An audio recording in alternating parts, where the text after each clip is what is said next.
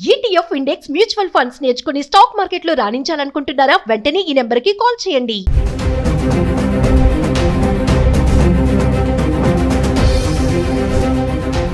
Hi hello నమస్తే, welcome back to Suman TV. ప్రస్తుతం మనతో పాటు ఉన్నారు consumers affairs committee chairman Mandari Krishna Reddy గారు. నమస్తే సార్. నమస్తే అమ్మా. సార్, మరి ట్రంప్ గురించి మనం చాలా వీడియోస్ మాట్లాడుకున్నాం. మరొక్కసారి ఏంటంటే ఇప్పుడు ఓపీటీ కానీ, H4 కానీ, H1B వీసా కానీ ఇంకా కొంచెం స్ట్రిక్ట్ అవుతున్నాయి రూల్స్. వీసాలు అంత తొందరగా రావు, మొత్తం చెక్ చేస్తే కానీ వీసాలు కూడా అందించబడమని చెప్పి కొన్ని ఆర్టికల్స్ చూస్తున్నాం. మరి ప్రస్తుత పరిస్థితి అక్కడ ఎలా ఉందంటారు? నిజంగానే వీసాల పరిస్థితి ఇలానే ఘోరంగానే ఉంది అనుకోవచ్చు అంటారా? చాలా ఘోరంగా ఉందమ్మా. అసలు విదేశాల నుంచి అమెరికా వెళ్ళేటువంటి పరిస్థితుల్లో గతంలో ఉన్న పరిస్థితి కన్నా ఇప్పుడు పరిస్థితి ఒక రకంగా చాలా క్లిష్టతరం అయిపోతుంది రోజు రోజుకి. ఉదాహరణకి ఒక 36 ఏళ్ల మహిళని తీసుకుంటే, అక్కడ విదేశాల నుంచి వచ్చి స్థిరపడ్డట్టు మహిళ ఎడ్యుకేషన్లో చదివి తన ఎడ్యుకేషన్ పూర్తి చేసుకొని, కెరీర్ పూర్తి చేసుకొని తను ఏదైనా ఉద్యోగం సంపాదించుకోవడానికి ప్రయత్నం చేస్తూ ఉంది. భర్త అక్కడే ఆల్రెడీ H1B వీసాలో ఉన్నాడు. అతను ఆధారంగా అక్కడికి రావడం జరిగింది. తన కోర్సు పూర్తయిపోయింది, జాబ్ కోసం ప్రయత్నం చేస్తుంది. విచిత్రం ఏమిటంటే తనకి 12 సంవత్సరాల అనుభవం ఉంది. తన యొక్క సొంత దేశం లోపల అదే విషయం లోపల అదే సంబంధించినటువంటి దాంట్లో తను కోర్సు పూర్తి చేసిన దాంట్లోనే 12 years ఎక్స్పీరియన్స్ ఉంది. అంత ఎక్స్పీరియన్స్ ఉండి ఇంకా హైయర్ ఎడ్యుకేషన్ చేసినప్పుడు ఖచ్చితంగా జాబ్స్ దొరికి తీరాలి. కానీ అలాంటి స్త్రీకే అక్కడ జాబ్ లేక ఇప్పుడు 90 days ఓపీటీ ఏదైతే ఉందో, మనం ఆప్షనల్ ప్రాక్టికల్ ట్రైనింగ్ ఏదైతే ఉందో ఆ టైం లోపల ఓపీటీ టైం 3 నెలలు టైం ఇస్తారు. ఈ 3 నెలల్లో ఏదైనా ట్రైనింగ్ అయినా చేయొచ్చు, ఏదైనా జాబ్లో అయినా జాయిన్ కావచ్చు. జాబ్లో జాయిన్ అయితే మళ్ళీ వీసా ఎక్స్టెన్షన్ ఆటోమేటిక్గా ఆ కంపెనీ చేస్తుంది కాబట్టి ఇబ్బంది లేదు. కానీ 3 నెలలు ఎంత స్ట్రగుల్ చేసినా ఉద్యోగం దొరకలేదు. ఎన్నో వందల కంపెనీలు ఆవిడ వెళ్ళి రావడం జరిగింది. బట్ ఎక్కడి నుంచి కూడా తనకి అవకాశం దొరకలేదు. ఇప్పుడు తన ముందున్న ఆప్షన్స్ 2.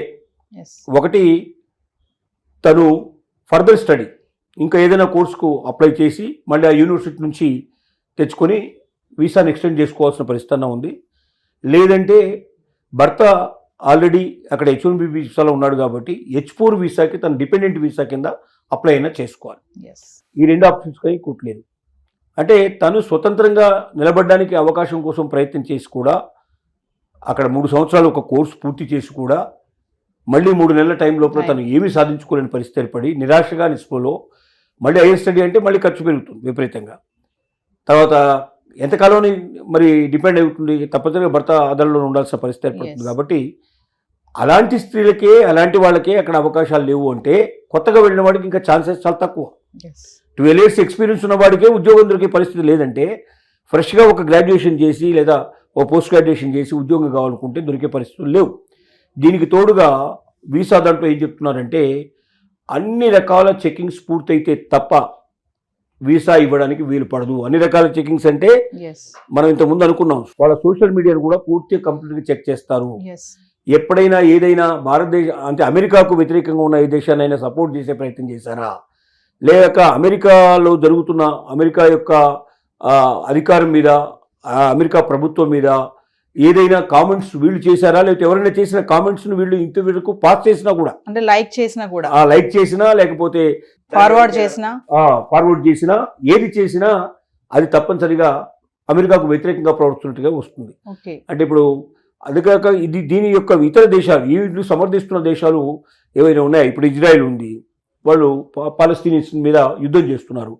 ఆ ఇజ్రాయెల్కి వ్యతిరేకంగా వీళ్ళు ఏదైనా పోస్ట్ పెట్టినా కూడా, అంటే అమెరికాను కానీ అమెరికాకు సమర్థిస్తున్న దేశాలకు వ్యతిరేకంగా కానీ ఉన్నట్టయితే అది అమెరికాకు వ్యతిరేకంగా ఉన్నట్టయినే భావిస్తామని చెప్తున్నారు.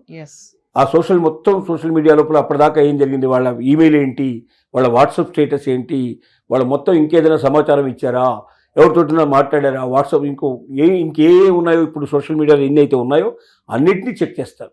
అన్నిటినీ చెక్ చేసిన తర్వాత అమెరికాకు వ్యతిరేకంగా కానీ అమెరికా మిత్ర దేశాలకు వ్యతిరేకంగా కానీ ఏ రకమైనటువంటి కామెంట్ చేయడం కానీ, లైక్ చేయడం కానీ, ఫార్వర్డ్ చేయడం కానీ ఏమీ లేదని తీర్మానం చేసుకున్నాకనే అప్పుడు ఇస్తారు. అంటే మామూలు విషయాలన్నీ ముందుగా చెక్ చేస్తారు. ఏంటి, వాళ్ళ యొక్క ఆర్థిక పరిస్థితి ఏమిటి, వాళ్ళు అక్కడ చదవడానికి వెళ్తున్నారా, లేకపోతే వాళ్ళు ఇంకేమైనా అక్కడ స్థిరపడడానికి వెళ్తున్నారా, డిపెండెంట్గా వెళ్ళబోతున్నారా, ఇవన్నీ చెక్ చేస్తారు. Yes. తర్వాత ఎడ్యుకేషన్ అయితే ఎడ్యుకేషన్ అక్కడ ఏది ఆ యూనివర్సిటీస్ వాళ్ళు యాక్సెప్ట్ చేసాయా, ఇవన్నీ మామూలుగా ఇమిగ్రేషన్కి ఉండేటువంటివన్నీ అవన్నీ పూర్తి చేసిన తర్వాత చివరికి దీని మీద కూడా కాన్సన్ట్రేట్ చేయడానికి వాళ్ళు సిద్ధపడుతున్నారు. అంటే ఇంతకుముందు వీసా అట్లా అప్లై చేయగానే వెంటనే ఒకసారికో 2 సార్లకో వీళ్ళకు వచ్చేసేది, కానీ ఇప్పుడు అట్లా లేదు.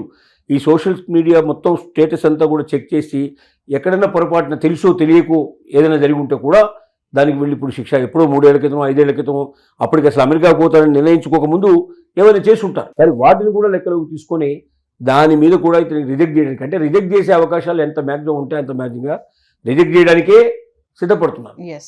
అంటే దేశానికి చెడ్డ పేరు రాకూడదు కాబట్టి రిజెక్ట్ ఎందుకు చేశామని చెప్పడానికి కారణం ఉండాలి కాబట్టి కారణాలు వెతుకుతున్నారు. Yes. అంటే ఇక అమెరికా ఇతర దేశాల నుంచి వెళ్ళేటువంటి వాళ్ళని మామూలుగా స్టూడెంట్స్ గాను, లేకపోతే అక్కడ డిపెండెంట్ గాను, లేదా అక్కడ ఉద్యోగాలు వెతుక్కోవడానికి ప్రయత్నం చేసేవాళ్ళను ఇష్టపడటం లేదు. ఇది ఎవరిని ఇష్టపడుతుందంటే ఇక్కడి నుంచి డబ్బులు తీసుకెళ్ళి అక్కడ ఖర్చు పెట్టి, లేదా అక్కడ ఏదైనా పెట్టుబడి పెట్టి అక్కడి వాళ్లకు ఉద్యోగాలు దొరికేటట్టు చేసి, లేదా అక్కడ ఆదాయాన్ని పెంచినట్టుగా ప్రయత్నించే వాళ్ళని మాత్రమే ఆహ్వానిస్తోంది. ఆ తప్ప వాళ్ళకి వేరే వాళ్ళు లేరు, వేరే వాళ్ళు అవసరం లేదు వాళ్ళకి ఇప్పుడు. Yes. అంటే అమెరికాలో ఉండేటువంటి జనాభా సరిపోతుంది మనకు. ఇతర దేశాల నుంచి వచ్చే జనాభా వల్ల అనవసరంగా మన వాళ్ళకి ఇబ్బందులు పెరుగుతున్నాయి, ఇక్కడ ఉండే వాళ్ళకి అవకాశాలు తగ్గిపోతున్నాయి.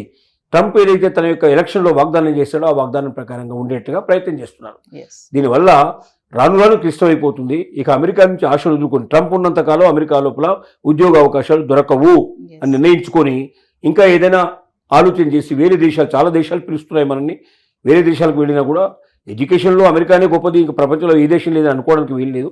చదవగలిగితే వేరే దేశం కూడా వెళ్ళి చదవచ్చు. ఇప్పుడు మన దేశంలో కూడా యూనివర్సిటీస్ చాలా డెవలప్ అయినాయి, విదేశీ యూనివర్సిటీస్ చాలా బ్రాంచెస్ ఇక్కడ వచ్చినాయి. కాబట్టి నిజంగా చదువు మీదనే ఆసక్తి ఉంటే ఇవాళ చదువుకోవచ్చు. మనం చూసాం కదా, ఒక గొర్రెల కాపరి ఐఏఎస్ పాస్ అయ్యాడు. Yes. Yes. ఆ టైంలో ఆ రిజల్ట్ వస్తున్నప్పుడు కూడా అతను మేకలు కాస్తున్నాడు అతను వాస్తవంగా. అంటే ఆ శక్తి, ఆ ఇంట్రెస్ట్ ఉంటే, చెయ్యాలనేటువంటి కుతూహలం ఖచ్చితంగా ఉంటే తప్పనిసరిగా విజయం సాధించే అవకాశాలు ఉన్నాయి. అందువల్ల అమెరికాలోనే ఏదో నేర్చుకోవాలి. అమెరికా అంటే జనరల్గా ఎందుకు పోతున్నారు అమెరికా అంటే, అమెరికాలో ఏదైనా ఉద్యోగం దొరికితే అక్కడ బాగా డబ్బు వస్తుంది, Yes. స్థిరపడవచ్చు, అయిగా భారతదేశానికైనా తీసుకొని రావచ్చు అనే కోరికతో వెళ్తున్నారు. కానీ ఆ కోరిక ట్రంప్ ఉన్నంతకాలం నెరవేరే అవకాశం లేదు. ట్రంప్ తర్వాత కూడా ఎక్స్టెండ్ చేసినా ఆశ్చర్యపడాల్సిన అవసరం లేదు. ఎందుకంటే అమెరికన్ పౌరులందరూ హర్షిస్తున్నారు, మెజారిటీ పీపుల్ హర్షిస్తున్నారు దీనికి.